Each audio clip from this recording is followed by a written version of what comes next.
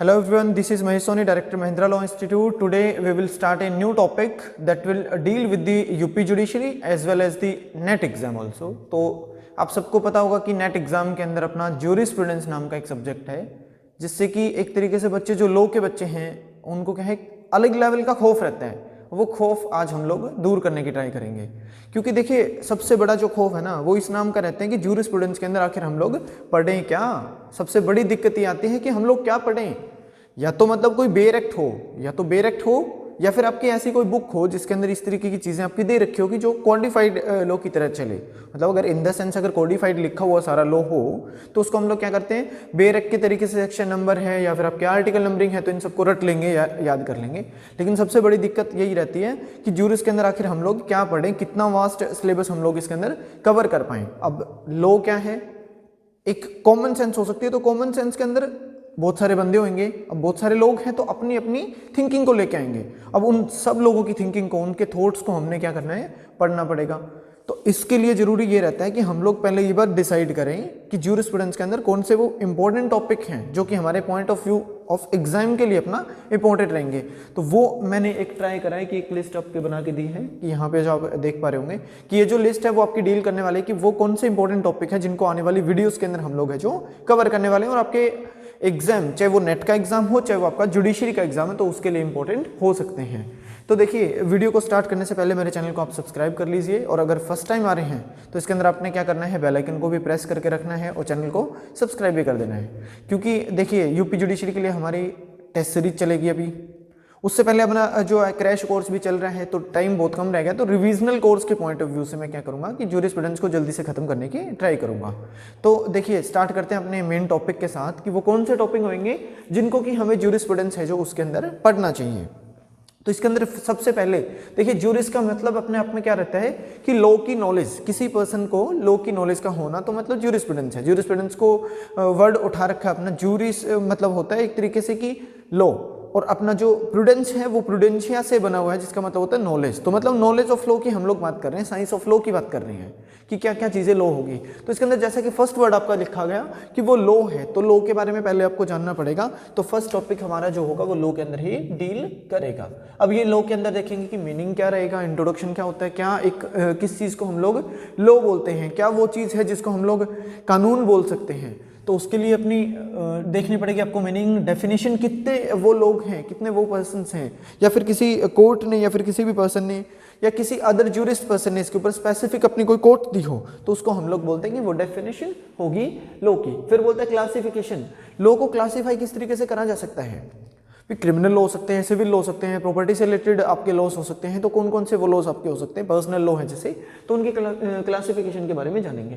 दूसरे पे बात करते हैं ज्यूरिस्प्रूडेंस के अंदर कि ज्यूरिस्प्रूडेंस होता क्या है, उसका अपना इंट्रोडक्शन कैसे आएगा, किस तरीके से ये एग्जिस्टेंस में आया।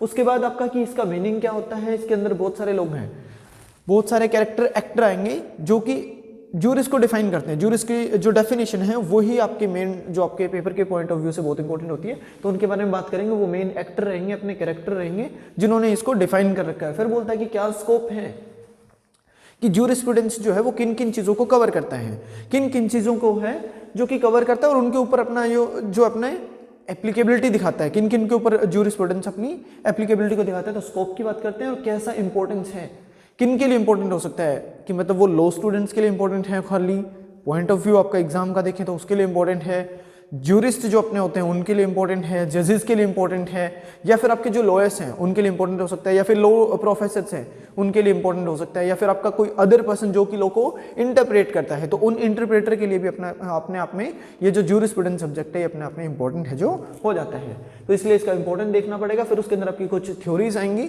कि किस किस महाशय जी ने जो इनके अंदर आएंगे, अपने जो मेन एक्टर रहेंगे उनके अंदर से कुछ विद ड्यू रिस्पेक्ट की वो जो अंग्रेज थे उनमें से कुछ पर्सन आपके जिन्होंने स्पेशल टाइप की आपकी डेफिनेशन दी, तो उनकी थ्योरीज भी रहेंगी होंगी। अब वो थ्योरीज भी आपको देखनी है और उनकी कौन कौन सी बुक्स रही हैं उसकी लिस्ट को हम लोग देखेंगे। डिटेल में करने के लिए क्या है कि जैसे मेंस का एग्जाम आएगा उस टाइम पे होती हैं, या फिर आपकी डिटेल स्टडी किस चीज़ के लिए काम आती है, थ्योरेटिकल सारी चीज़ें आपको जब लिखनी हो पढ़नी हो। अभी हम लोग क्या कर रहे हैं कि नियर बाय अपना यूपी जुडिशरी का एग्जाम है, तो उसी को ध्यान में रखते हुए जल्दी जल्दी हम लोग कवर करेंगे कि कौन सी चीज़ आपके पेपर के लिए इंपॉर्टेंट है और कौन से टॉपिक के अंदर आप किस तरीके से किन चीज़ों को आपको डील है जो करना चाहिए। तो आपकी बुक्स की लिस्ट देखेंगे और थ्योरीज किसने कौन सी थ्योरीज दे रखी है, सिर्फ उस चीज़ को डील करेंगे। फिर बात करता है स्टेट का कि स्टेट होता क्या है। स्टेट जैसे कि आर्टिकल 12 में अपना इंडियन कॉन्स्टिट्यूशन के अंदर दे रखा है, तो उसी की बात करते हैं। तो स्टेट मतलब कि उसकी इंट्रोडक्शन देखेंगे, उसकी मीनिंग के बारे में, उसको डिफाइन कैसे और किसने कर रखा है, क्या क्या वो एलिमेंट हैं जो मिलके एक स्टेट को ऑर्गेनाइज स्टेट बनाते हैं या फिर स्टेट की एक तरीके से मतलब कि उसकी क्रिएशन करते हैं। तो वो कौन कौन से इंपॉर्टेंट आपके जो है एलिमेंट रहेंगे, एसेंशियल आपके रहेंगे। उसके बाद है कि थ्योरीज ऑफ ओरिजिन की बात करते हैं कि वो कौन सी थ्योरीज रही होंगी जिनकी वजह से स्टेट का ओरिजिन हुआ, वो क्या चीज़ ऐसी रही होगी जिसकी वजह से स्टेट है जो एग्जिस्टेंस में आया। फिर बात करते हैं स्टेट के फंक्शन क्या रहेंगे। उसके बाद आपकी स्टेट का पार्ट है, देखिए एलिमेंट जब पढ़ेंगे तो उसके अंदर आपके कुछ पार्ट आएंगे जिसके अंदर पॉपुलेशन, टेरिटरी, गवर्नमेंट आपकी आती है। तो उनके अंदर जो जब बात करते हैं सिटीजन्स की या पॉपुलेशन की, तो उन्हीं के अंदर किसकी बनेगी, या तो लीगल पर्सन की है, मतलब पर्सन का एक टॉपिक आएगा जो कि पार्ट ऑफ द स्टेट तो है उसके एलिमेंट का, लेकिन पर्सन के अंदर भी लीगल पर्सन, ज्यूरिस्टिक पर्सन आएगा, कॉर्पोरेट आपकी पर्सनैलिटी आएगी और इनकी थ्योरीज आएंगी। तो ये सब कुछ आपके पर्सन की बात करते हैं। जब कोई पर्सन होगा तो उसके कुछ राइट्स भी होंगे, कुछ लायबिलिटीज भी हो सकती हैं, ड्यूटीज भी हो सकती हैं, ऑब्लिगेशन भी हो सकती हैं। तो उसके लीगल राइट्स, लीगल ड्यूटीज, उनकी ऑब्लिगेशन और उसकी लायबिलिटी की बात करते हैं। तो ये सारे पर्सन से जुड़े हुए आपके टॉपिक हो जाएंगे नंबर 4, 5, 6, 7, 8। अब जब पर्सन है तो उसका प्रॉपर्टी भी चाहिए उसको, जैसे कि हमने यहाँ पे देखा था स्टेट के अंदर एलिमेंट के अंदर की एक तो पॉपुलेशन होगी, मतलब सिटीजन होएगा, पर्सन होएगा। दूसरा होता है टेरिटरी। अब टेरिटरी की बात करेंगे तो प्रॉपर्टी रहेगी। अब प्रॉपर्टी का टॉपिक आएगा आपका 9th पे। अब प्रॉपर्टी की ओनरशिप किसी न किसी पर्सन की रहेगी तो उसकी बात करेंगे। अब किसी सिचुएशन के अंदर हो जाता है जैसे रेंट पे दे रखे तो पोजीशन किसी और का है, ओनरशिप किसी और की है, तो अलग अलग टॉपिक आपके हो गए, पोजीशन का भी और ओनरशिप का भी। ये भी टॉपिक अपने आप में कवर करेंगे। तो ये 11 टॉपिक। और लास्ट आपका सबसे इंपॉर्टेंट स्कूल्स ऑफ लॉ या फिर आपकी ब्रांचेस ऑफ थॉट्स, कि किस पर्सन ने क्या अपने विचार रखे और उस विचार को फॉलो करने वाले कितने लोग थे, उनको एक स्कूल के अंदर डाल दिया। स्कूल का मतलब आपका है कि एक ब्रांच है, और ब्रांच कौन सी है कि एक पर्टिकुलर पॉइंट ऑफ व्यू को फॉलो करते हैं कुछ लोग। जैसे ए, बी और सी 3 पर्सन हैं, वो क्या करते हैं एक लॉ को एक नजरिए से देखते हैं। अब तीनों को एक स्कूल के अंदर डाल दिया कि इसका ये स्कूल है जी। तो ऑस्टिनियन के नाम से स्कूल आएगा, हिस्टोरिकल स्कूल आएगा, नेचुरल आएगा, आपका एनालिटिकल आएगा जिसको कि ऑस्टिन स्कूल्स बोलते हैं, या फिर आपका जो है रियलिस्टिक स्कूल आएगा। तो इन सबको है जो डील करेंगे अलग अलग एक एक वीडियो के अंदर। तो आज का जो सेशन है एक तो ये इसके ऊपर था कि क्या क्या वो टॉपिक हो सकते हैं, कौन कौन से वो टॉपिक आपके हो सकते हैं जो कि आपके एग्जाम के पॉइंट ऑफ व्यू से इंपॉर्टेंट है। एक बार इसका स्क्रीनशॉट भी लेके रख सकते हो आप। तो ये आप अगर इसके अंदर स्क्रीनशॉट लेके रखोगे तो इनको एक बार लिख लेना कि कौन कौन से टॉपिक हैं, तो उनको एक एक करके हम लोग डील है जो कर लेंगे। आज का जो मेन सेशन है वो हमारा डील करने वाला है लॉ के साथ, कि लॉ आखिर है क्या। इंट्रोडक्शन की बात करेंगे तो हिंदूज के अंदर लॉ को क्या मानते थे, हिंदू ज्यूरिस्प्रूडेंस के अंदर। दूसरा आपका मुस्लिम्स में क्या मानते थे, जर्मन के अंदर क्या है, और फ्रेंच के अंदर इसको क्या मानते थे। फिर बात आती है आपकी जनरली मीनिंग की, कि लॉ को हम लोग किस तरीके से बता सकते हैं, क्या चीज़ वो होगी जिसको कि हम लोग लॉ वर्ड से बोल सकते हैं। उसके बाद डेफिनेशन है अलग अलग पर्सन्स की, जैसे कि ऑस्टिन ने डेफिनेशन दी, सालमन ने दी, हॉलैंड ने दी, ग्रे ने दी, सेविग्ने और एयरिंग ने डेफिनेशन दी है। उसके बाद सोशियोलॉजिकल डेफिनेशंस के अंदर आपकी डगेट की और उसको पाउंड की डेफिनेशन आती है, ये भी डिस्कशन करेंगे। फिर आपके हैं कि लॉ को किस तरीके से कितने काइंड्स के अंदर है जो डिवाइड किया जा सकता है। तो इंटरनेशनल लॉ हो सकता है, नेशनल लॉ हो सकता है आपका, या फिर प्राइवेट और पब्लिक लॉ हो सकते हैं, इस तरीके से डिवाइड करते हैं। क्लासिफिकेशन के अंदर देखते हैं तो उनको फिर फर्दर किस तरीके से डिवाइड करा जा सकता है। तो सिविल लॉ के अंदर हो सकता है, क्रिमिनल हो सकता है, प्रोसीजरल है आपका, या फिर सब्सटेंटिव लॉज आप बोल सकते हो। तो इस तरीके से डिवाइड करेंगे। फिर है कि उसकी नीड क्या रहेगी, लॉ हम लोग क्यों लेके आए, किस वजह से हमें कानून की जरूरत पड़ी, तो वो सारी कुछ है। नीड मतलब रिक्वायरमेंट, या फिर उसकी उपयोगिता क्या है कानून की, यूटिलिटी क्या रहेगी, तो वो सब कुछ है। फिर बात करते हैं आपके कंपोनेंट की, कि क्या क्या चीज़ें ऐसी होंगी जो कि हेल्प करते हैं कानून को एक सिस्टमेटिक वे में उस लॉ को अप्लाई करने के अंदर। तो ये सारे आपके इसके अंदर अपने कंपोनेंट्स रहने वाले हैं। फिर बात करी जाएगी एक बार वोकजिस थ्योरी के अंदर, कि क्या वो चीज़ होगी जो वोकजिस के अंदर डिटेल में बताएंगे। फिर लीगल पर्सन्स कुछ होते हैं जो कि हेल्प करते हैं लॉ को एनफोर्स करने में, तो ये सारे पर्सन्स होंगे वो कि हेल्प करते हैं। फिर आपके कुछ केस लॉज होंगे, 2 केस लॉज इंपॉर्टेंट है जो कि डील करेंगे कि लॉ किसको बोल सकते हैं। तो ये सारे आज के टॉपिक के अंदर हम लोग है जो कवर करने वाले हैं। तो वीडियो को आपने क्या करना है, लास्ट तक जरूर देखना है, और वीडियो को शेयर स्टार्टिंग में कर देना, ताकि अकेले नहीं पढ़ना, अपने और भी बच्चे आपके दोस्त होंगे, घर में हो सकते हैं जो कि तैयारी कर रहे हैं यूपी जुडिशरी की या फिर आपके नेट के एग्जाम की, तो उनके लिए ये इंपॉर्टेंट होगा। तो अकेले बदमाशी नहीं करनी, सबको साथ लेके चलना है। सबका साथ सबका विकास बोलते हैं ना। तो फ्री में जब आपको सारी चीज़ें मिल रही हैं तो आपका जा क्या रहा है, सिर्फ और सिर्फ एक शेयर करना है आपने। कमेंट करके जरूर बताना है कि टॉपिक अगर अच्छा लग रहा है तो मैं इसके जो बचे हुए टॉपिक है वो सारे कवर करवाऊं, नहीं तो फिर मैं कोई दूसरा और सब्जेक्ट होगा उसको कवर करेंगे। लेकिन मैं आपको बता देता हूँ, इतना एश्योर कर देता हूँ कि अगर आपने सारी वीडियोस ध्यान से सारे कुछ कवर करा क्लास से, तो एक भी ऐसा पॉइंट नहीं होगा जो एग्जाम के अंदर आपको दिक्कत कर दे कि हाँ ये पॉइंट है जी मेरे को समझ नहीं आया, या फिर ऐसा टॉपिक है जिसके ऊपर मैंने कभी पढ़ा हुआ नहीं है। एक बार क्लास लगाइए, उसके बाद बताना मेरे को कि कैसा क्या कुछ लगा है। तो डील करते हैं अपना सबसे पहले कि व्हाट इज लॉ।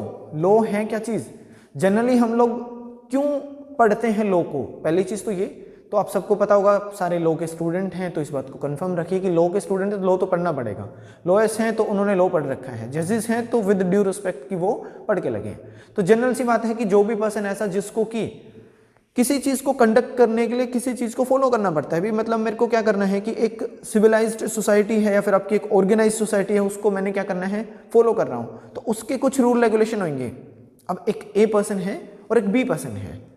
ए की शादी बी से हो जाती है, और वो क्या है कि लड़की जब शादी होकर दूसरे घर में जाएगी तो वहां पे क्या होंगे, उस फैमिली के जो रूल रेगुलेशन है उनको आपने क्या करना पड़ेगा, फॉलो करना पड़ेगा। तो वो बोल सकते हैं कि हमारे घर का यही रूल है कि हम लोग सुबह या तो इस टाइम पे उठते हैं, सुबह पूजा करते हैं, सुबह अपना मॉर्निंग वॉक पे जाते हैं, या फिर अपना योगा करते हैं, या फिर एनी अदर रूल हो सकते हैं फैमिली के कुछ भी, कि किस टाइम पे उनका नाश्ता बनना चाहिए, किस जगह आपके ब्रेकफास्ट होना चाहिए। तो ये सारी चीज़ें आपकी क्या हो सकती हैं, ये उस फैमिली के खुद के रूल हो सकते हैं। लेकिन ये रूल आए कहाँ से, कहीं ना कहीं ये क्या होंगे कि यूसेज में रहेंगे, या फिर उनके घर की कस्टम हो सकती है, उनको वो पुराने टाइम से फॉलो करते आ रहे हैं और उसको बाद में क्या कर दिया, लॉ बना दिया। तो इस तरीके का आपका फैमिली के रूल रेगुलेशन हो सकते हैं। हर एक ह्यूमन जो भी उस फैमिली का मेंबर है उनको कंडक्ट, मतलब कि उनके जो कंडक्ट हैं उनको कहीं ना कहीं कंट्रोल करने के लिए जो बनाए गए रूल रेगुलेशन है उन्हीं को हम लोग लॉ बोल सकते हैं। अब एक फैमिली के लिए तो नहीं पढ़ सकते। जब जूरिस्प्रूडेंस के अंदर हम पढ़ रहे हैं तो इसका मतलब ये है कि world at the large level की हम लोग बात कर रहे हैं, तो क्यों वर्ल्ड को एक ऑर्गेनाइज्ड लॉ की जरूरत पड़ रही है, तो वो चीज़ हम लोग आज के वीडियो के अंदर सीखेंगे। तो देखिए, सबसे पहले हम लोग जितना सोचते हैं कि लॉ क्या चीज़ रही होगी, कितना पुराना है, तो मैं इन मेमोरियल बोल सकता हूँ कि जितना हम लोग याद भी नहीं रख सकते कि कब से ऐसा लॉ बन के आया होगा। मतलब 1189 की बात कर रहे हैं, जब कस्टम जितनी पुरानी है, मतलब जो कस्टम्स को as a source of law पढ़ाया जाएगा, तो वो बोलते हैं कि कस्टम हमारी चली आ रही है 1189 से। तो वही बात यहाँ पे आई कि लॉ को कब से एग्जिस्टेंस के अंदर है उसकी कोई यहाँ पे खोज नहीं हुई है कि किस वजह से ये लॉ बना। अब लॉ की रिक्वायरमेंट की बात करें तो मतलब अगर लॉ नहीं होंगे तो क्या होगा, अनसिविलाइज चीज़ें हैं, अनऑर्गेनाइज चीज़ें हैं, कोई भी पर्सन कुछ भी करेगा, अपनी मर्जी का मालिक होगा। अब मर्जी का मालिक होगा, इसका मतलब क्या होगा कि आप अपनी मर्जी से कुछ करोगे तो उसकी वजह से मेरा कुछ ना कुछ नुकसान हो सकता है, और उसके पीछे किसी तरीके की अगर पनिशमेंट के लिए, आपकी बदमाशी के पीछे अगर किसी तरीके का कोई पनिशमेंट का बैरियर नहीं होगा तो आप क्या करोगे, बदमाशी करते जाओगे, उसकी वजह से दूसरे पर्सन का क्या होगा, कहीं ना कहीं नुकसान होगा। अब नुकसान की भरपाई करने के लिए कोई लॉ नहीं है तो फिर वो भटकता रहेगा कि मेरा नुकसान हुआ, कहीं कुछ नहीं कर सकते। तो इस तरीके से क्या होगा कि एक डिस्टर्बेंस बनेगी और अनऑर्गेनाइज सोसाइटी आपकी बनी रहेगी। तो इन सब चीज़ों को ऑर्गेनाइज करने के लिए, क्राइम को रोकने के पर्पज से, किसी भी पर्सन के राइट का वॉयलेशन होने से रोकने के लिए, किसी भी पर्सन के राइट का मिसयूज ना करे, वो अपनी कुर्सी का गलत इस्तेमाल ना करे, तो इसको रोकने के लिए अपने पास क्या होते हैं, कुछ रूल रेगुलेशन बनाए जाते हैं अपने अपने डिपार्टमेंट के हिसाब से। तो वो सारे के सारे कलेक्टिवली बाद में जाके कानून बन जाते हैं। तो उन्हीं की हम लोग आज बात करेंगे। तो क्या चीज़ है कि law is that establish the informality of the conduct. लोगों की जो एक तरीके से देखा जाए तो अनइन्फॉर्मेलिटी हो सकती है, या फिर आपकी बात करें यूनिफॉर्मिटी जिसको बोलते हैं कि यूनिफॉर्म लॉ आपके पास होना चाहिए। तो यूनिफॉर्मिटी ऑफ लॉ को, या फिर आपके लोगों की कंडक्ट को यूनिफॉर्म करने के लिए, मतलब कि बराबर एक बंदा अपना है कि एक किसी भी काम को कर रहा है, तो वो यूनिफॉर्म सिविल कोड जिसको बोलते हैं ना, इस तरीके से क्या होगा कि कोई यूनिफॉर्म उनके ऊपर रूल बनने चाहिए, एक तरीके का सेम रूल अप्लाई होगा कि जिनसे कि वो उस बंदे के कंडक्ट को है जो कंट्रोल करा जाएगा। तो ये एक तरीके से इंट्रोडक्शन के हो सकती है चीज़ें कि रोमन से या फिर ग्रीक से भी पुराना आपके पास लॉ का है। अब इसके अंदर ना एक फ़र्क आता है कि ए लॉ बोलते हैं कई बार और द लॉ बोलते हैं। तो जब द लॉ की बात करते हैं तो इंटायर बॉडी ऑफ लॉ की हम लोग बात करते हैं कि लॉ ऑफ इंडिया की बात कर रहे हैं तो द लॉ ऑफ इंडिया है। लेकिन अगर ए कानून की बात करें, एक अलग से एक लॉ की, तो ए लॉ मतलब कि एक पर्टिकुलर आपका हो सकता है कि किसी चीज़ को लेके वो उसका स्पेशल रूल बना हुआ है, तो वो अपने आप में ए लॉ कहलाता है। जबकि द लॉ की बात करते हैं तो वो आपका एक इंटायर कंट्री को पॉइंट ऑफ व्यू से देखा जाता है। तो इसके अंदर अगर देखा जाए तो क्या होगा कि लोगों के ग्रुप का कमांड हो सकती है कहीं ना कहीं, तो उसको हम लोग बोल सकते हैं कि ये अपने आप में है जो रूल रेगुलेशन है। जब बात करी जाती है हिंदूज की, हिंदू ज्यूरिस्प्रूडेंस के अंदर विधि बोला जाएगा, जिसको धर्म बोला जाता था, कि किसी भी काम को करने के लिए उस पर्सन का धर्म है कि ये आदमी को उसको ये काम करने हैं जो चाहिए। तो ये अपने आप में धर्म जो है वो अपने आप में कानून बना है। मुस्लिम्स की बात करें, मोमडन लोग की अगर बात कर रहे हैं तो वहाँ पे हुकूम जो है वो आपका कानून मानते थे। अगर हम लोग बात करते हैं जर्मन की तो वो रिच की बात कर रहे हैं, और फ्रेंच की बात करें तो वो अपने आप में ड्रॉइट है उसको लॉ है जो मानते हैं। तो मतलब जनरली ऐसी चीज़ आएंगी, ऐसे रूल्स एंड रेगुलेशन है जो कि किसी भी पर्सन के, पूरी सोसाइटी के या फिर वर्ल्ड लार्ज पर्सन्स के सबके कंडक्ट को कंट्रोल करे और एक ऑर्गेनाइज्ड सोसाइटी है उसको बना के रखे, उसका जन्म दे, तो उसका ओरिजिनेशन हो, तो ये अपने आप में क्या होगा, कानून बनता है। तो सोसाइटी के अंदर मतलब कि लोगों के कंडक्ट को कंट्रोल करने के लिए, उनको रेगुलेट करने के लिए, जो भी जिसके पास आपके, जिससे कि क्या होगा कि प्रॉपर जस्टिस है जो लोगों तक पहुंचाया जा सके। तो ये सारी चीज़ आपके किसके अंदर आती है कि ये अपने आप में है जो लॉ है। अब ऑर्गेनाइज सोसाइटी बनने के लिए लोगों के ऊपर जो किसी तरीके का अगर फोर्स यूज करा जाएगा तो उस फोर्स को भी हम लोग क्या कर सकते हैं कि लॉ बोल सकते हैं कि वो एक रूल रेगुलेशन है जी, कि इसके ऊपर फोर्स डाला जा रहा है कि इस पर्सन को सिर्फ इतने तक ही अधिकार दे रखे हैं, वो कानून है, ये इतना रूल बन रखा है, किसी पर्सन की इतनी ही ड्यूटी रहेगी, उसके ऊपर उससे ज़्यादा थोपी नहीं जा सकती चीज़ें, या फिर उसके ऊपर इम्पोज नहीं कर सकते आप, या फिर गलत तरीके से उसके बॉडीली मतलब या फिर आपके मेंटली किसी भी चीज़ को यूज़ है जो नहीं करा जा सकता। तो रूल ऑफ एक्शन एक तरीके से क्या होगा, कानून की डेफिनेशन में आता है।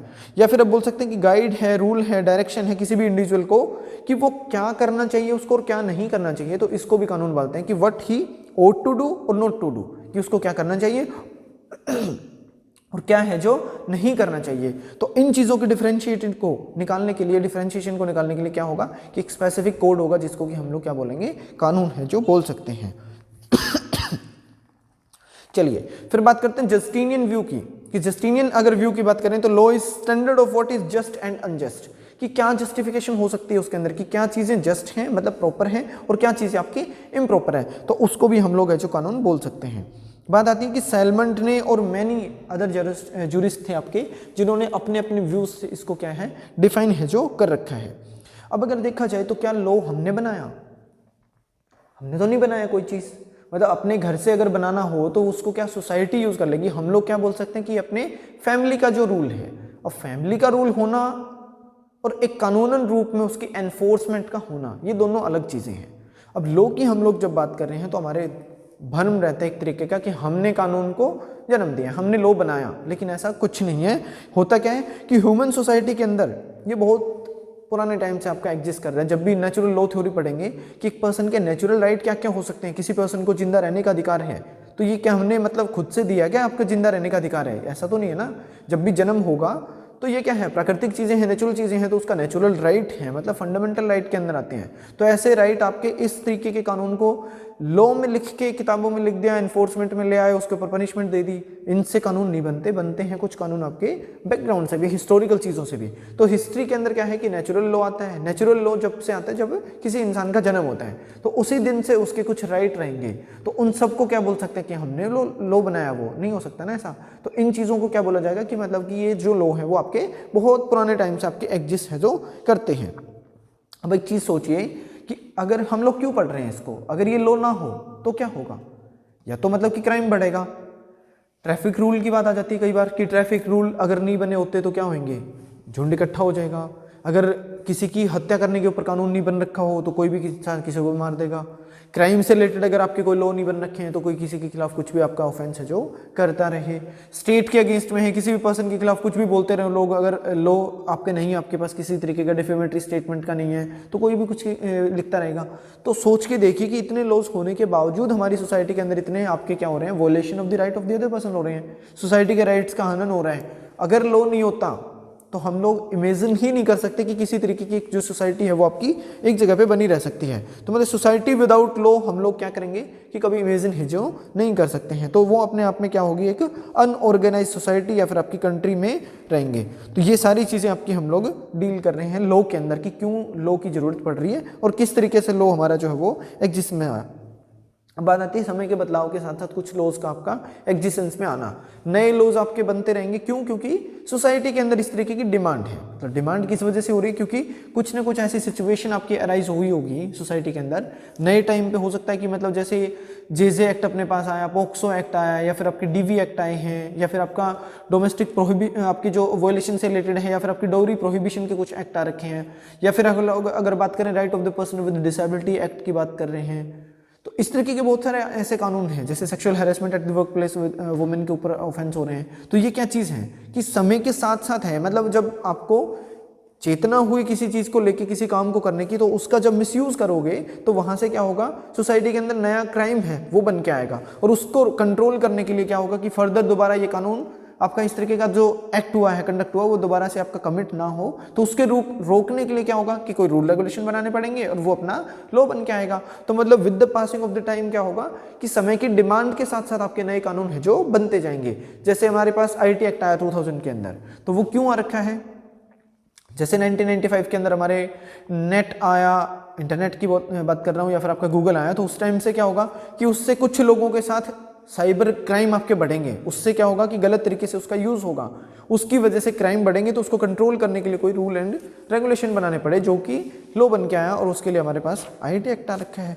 तो मतलब क्या होगा कि अलग अलग पर्सन अपने अपने तरीके से कानून को क्या करते हैं, डिफाइन है जो करते हैं, और अलग अलग तरीके से पार्लियामेंट के सामने रखते हैं, और उसका हम लोग क्या करते हैं, लॉ में एनफोर्समेंट रख देते हैं कि हाँ ये अब लॉ बन चुका है। तो इसी की हम लोग बात कर रहे हैं इस लॉ के टॉपिक के अंदर, जो कि पार्ट अपने जूरिस्प्रूडेंस का।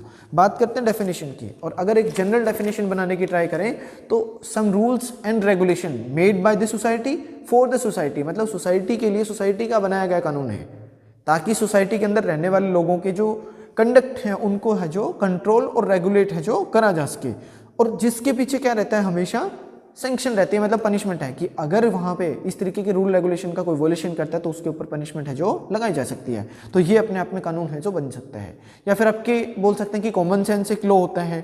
डिफाइन करने की अगर बात करें, ऑस्टिन की पहले डेफिनेशन अपने पास है कि ऑस्टिन साहब क्या बोलते हैं कि लॉ जो है एक कमांड है, किसकी? सोवरन की। सोवरन क्या है? सुप्रीम अथॉरिटी है। अपने स्टेट के अंदर कहीं पे भी आपकी एक सुप्रीम अथॉरिटी होती है, तो सुप्रीम अथॉरिटी की दी गई कमांड, मतलब कि ऑर्डर दिया जाता है उसके द्वारा किस चीज़ के लिए, विच ऑब्लाइज ए पर्सन और persons to course of the conduct के कोर्स को कहीं ना कहीं रेगुलेट या फिर ऑब्लाइज करने के लिए, कि उसके ऊपर ऑब्लिगेशन डालने के लिए पर्सन्स के कंडक्ट को दिया गया किसी भी तरीके का आपका कमांड है जो हो सकता है। तो एक कमांड जो है वो अपने आप में क्या रहती है, सिग्निफाई करती है किसी सैंक्शन को, कि वहाँ पे किसी तरीके का आपका सैंक्शन है, मतलब किसी को ऑब्लिगेशन डालना, किसी चीज़ का थोपना। तो ये अपने आप में कानून है। अब aggregate of the rules set by the man as the politically superior और द सोवरन। अब ये बोलते हैं कि उन लोगों के लिए द्वारा, सुपीरियर जो लोग हैं उन्होंने जो भी लॉ आपके बनाए रखे हैं, उनको हम लोग उनके बनाए गए रूल रेगुलेशन का जो एग्रीगेट होगा उसको हम लोग क्या बोल सकते हैं कि एक कानून है जो बोल सकते हैं। तो ये ऑस्टिन साहब बोलते हैं। फिर आप क्या बोलते हैं कि मच उन्होंने स्ट्रेस जो दे रखा है वो आपका दे रखा है सैंक्शन के ऊपर। सैंक्शन के ऊपर उन्होंने ज़्यादा ध्यान दिया। अब जब किसी चीज़ के ऊपर ज़्यादा फोकस करोगे तो कहीं ना कहीं क्या होगा कि दूसरे लोग भी निकल के आएंगे जो उसके ऊपर पर्टिकुलरली ध्यान देंगे। अब उसके अंदर कुछ कमियां निकालेंगे। अब कमी निकालने का आधार भी चाहिए, तो उसको बोलते हैं हम लोग क्या होगा, क्रिटिसिज्म करना। सॉरी। तो यही बात हुई है कि कमांड, ड्यूटी और सैंक्शन ये मेन यहाँ पे इनने बोली है। तो इसी वजह से इनका जो है क्रिटिसिज्म हुआ था इनकी डेफिनेशन का, क्योंकि इसके अंदर आपके कुछ तरीके की आपकी बात करेगी है कि कंसिस्ट करता है फियर ऑफ सम इविल, मतलब कि क्यों इनके ऊपर अपने क्रिटिसिज्म हो, तो वो बोलता है कि इविल के फियर को ज़्यादा बढ़ाता है, या फिर ये इनकर्ड हुए हैं by disobedience to the command, कि मतलब हमेशा सैंक्शन जो आप बात कर रहे हो कि हमेशा सैंक्शन रहेगी, तो सैंक्शन तो तब होगी ना जब कोई पर्सन उसके ऊपर कमांड का अगर वॉयलेशन करेगा तभी। तो डिसओबीडियंस के ऊपर भी आपकी कमांड के ऊपर क्या हो सकता है कि एक तरीके से ये जो सैंक्शन है वो आ सकते हैं। तो मच स्ट्रेस करना कहीं ना कहीं क्रिटिसिज्म का कारण बन के आया। बात करते हैं क्रिटिसिज्म के अंदर as against the command, command के खिलाफ किस तरीके का हो सकता है। तो नॉट ऑलवेज ए कमांड, मतलब इनने तो बोल दिया ऑस्टिन साहब ने कि लॉ क्या है, सोवरन के द्वारा दी गई कमांड है कि अगर हमने रूल रेगुलेशन कोई लिमिट में दे दिया, अब हर एक पर्सन बाउंड रहेगा, ओब्लाइज रहेगा कि उसको वो जो चीज़ है उसको हमेशा फॉलो है जो करनी पड़ेगी।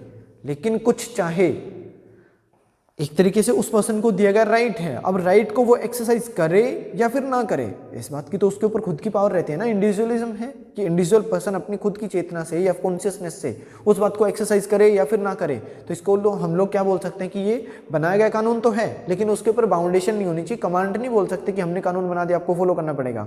जैसे कि फ्रेंचाइजी या फिर आपका राइट टू वोट की बात करते हैं, तो राइट टू वोट अपने आप में कानून है जो कि किसी पर्सन को राइट दे रहा है। अब अगर राइट देगा तो उस पर्सन के पास चॉइस है whether to exercise that right और नॉट टू एक्सरसाइज।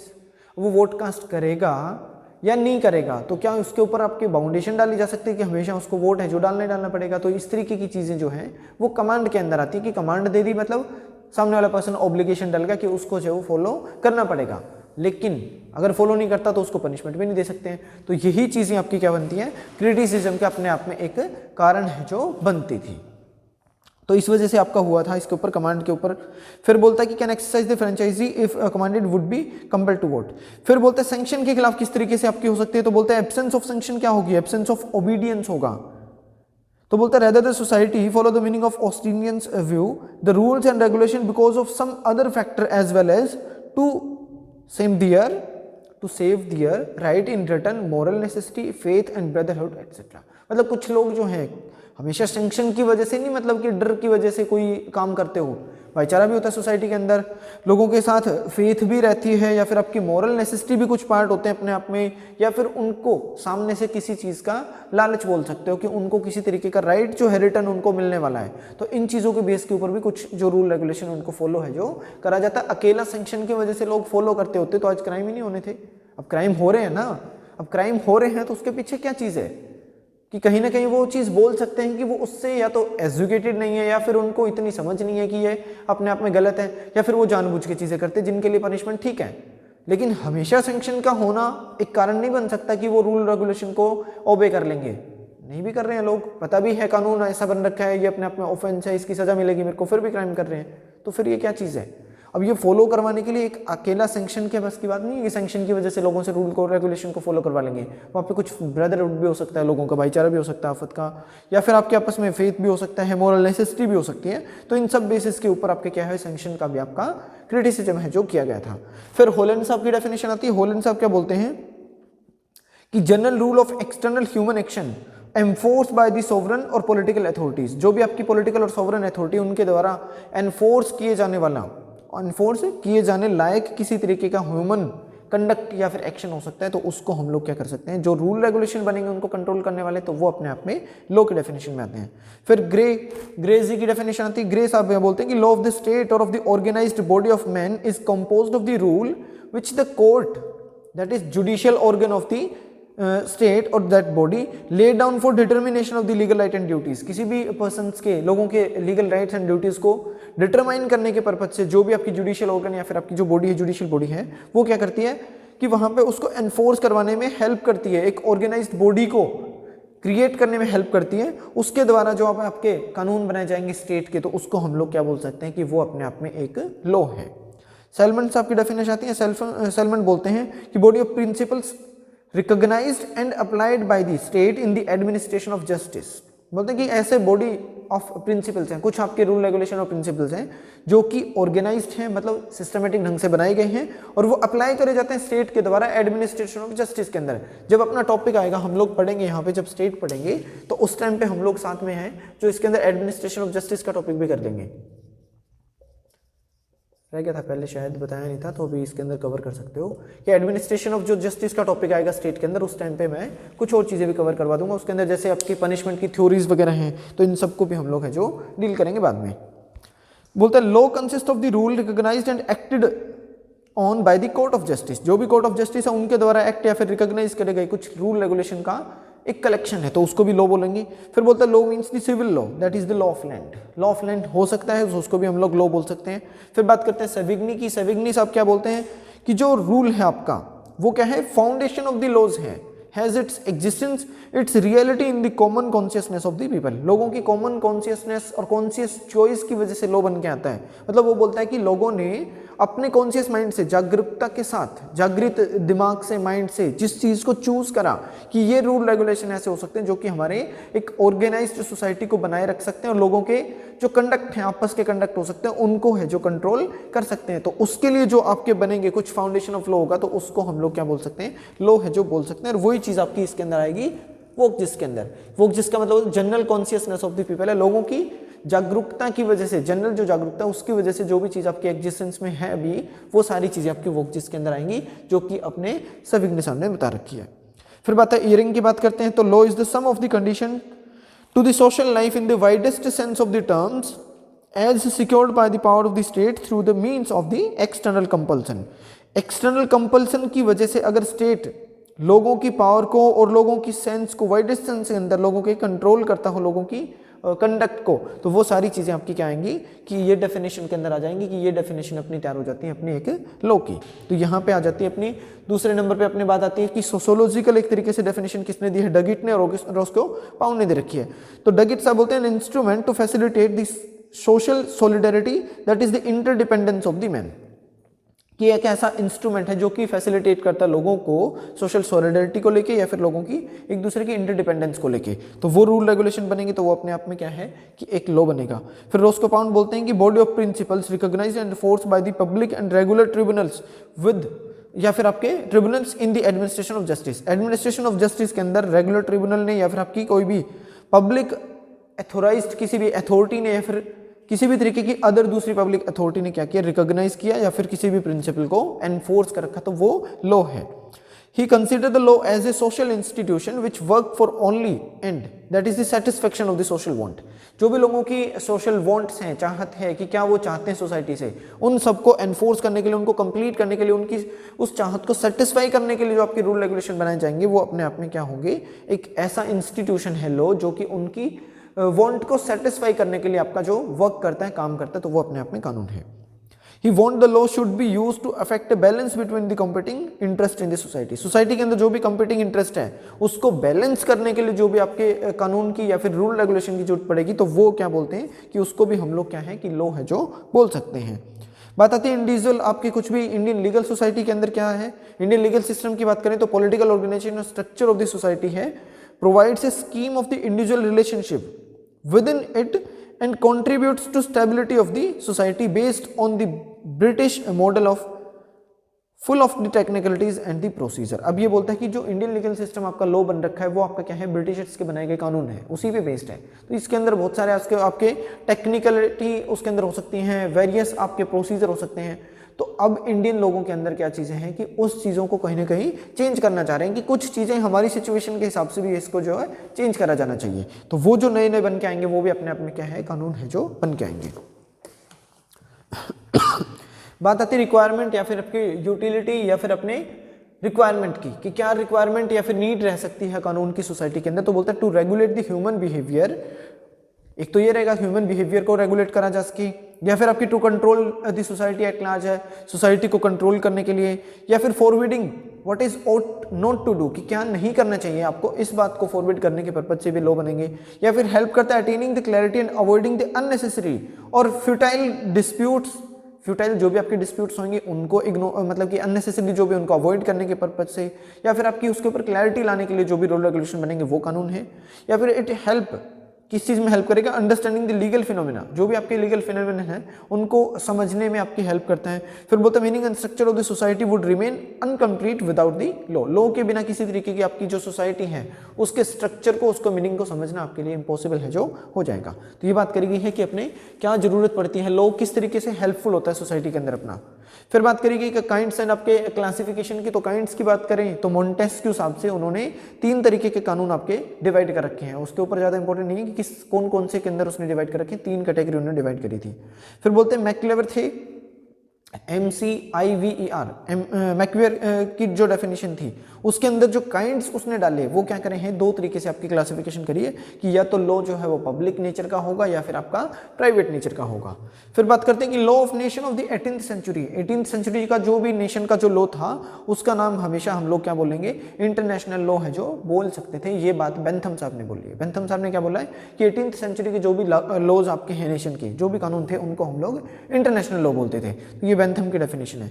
क्लासिफिकेशन में देखें तो सबसे पहले आपका आ जाता है लॉ ऑफ नेचर है, मतलब इंपेरेटिव लॉ की बात करते हैं, फिर आपका कस्टमरी लॉज आ जाएगा, फिर अपने मोरल लॉज आ जाएंगे, कॉन्स्टिट्यूशनल लॉ आ जाते हैं, कन्वेंशनल लॉ है, एडमिनिस्ट्रेटिव लॉ है, कॉमन लॉ है, इक्विटी लॉ हो सकते हैं, या फिर आपके मार्शियल लॉ हो सकते हैं, मिलिट्री से रिलेटेड लॉज हैं, बाय लॉज हैं, पब्लिक लॉ, प्राइवेट लॉ जैसे पर्सनल लॉ बोलते हैं जिसको, या फिर आपके इंटरनेशनल लॉ हैं, स्टेट या फिर लोकल लॉज हो सकते हैं, सिविल लॉ है, क्रिमिनल लॉ है, इन्वायरमेंटल लॉ हो सकते हैं, या फिर आपके सब्सटेंटिव और प्रोसीजरल लॉ हो सकते हैं, या फिर आपके कुछ फिजिकल और टेक्निकल लॉ हो सकते हैं, कॉन्ट्रेक्चुअल या फिर आपके टॉर्चियस लॉ हो सकते हैं।